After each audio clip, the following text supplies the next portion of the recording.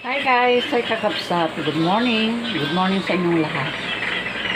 Eto guys, mag ke-11 na. Magluluto pa lang ako. At ang ulam namin ngayon ay dinuguan. Ayan.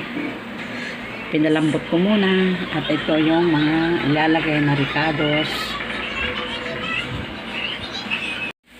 At ayan na. Igigisa ko na yung lulutuin kong dinuguan.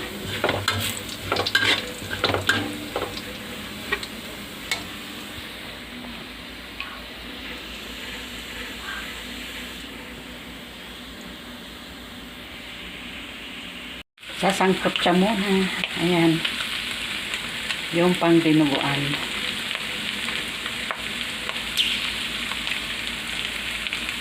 At eto na.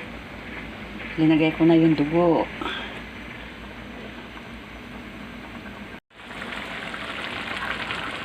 Buti na lang hindi ko pa tinimplahan.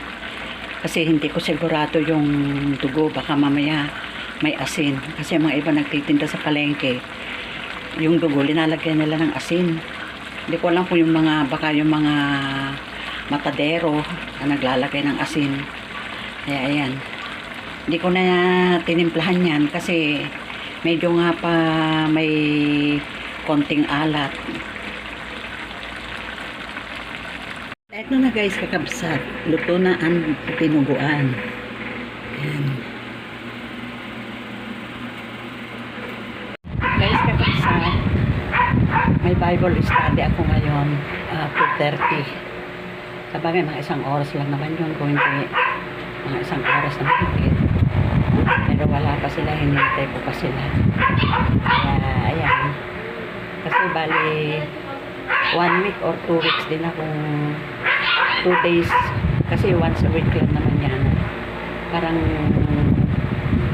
2 weeks ako hindi nakapag-aral. Pero ngayon pupunta sila. Kaya, ayan guys, kakabsat. Hinintay ko na lang sila.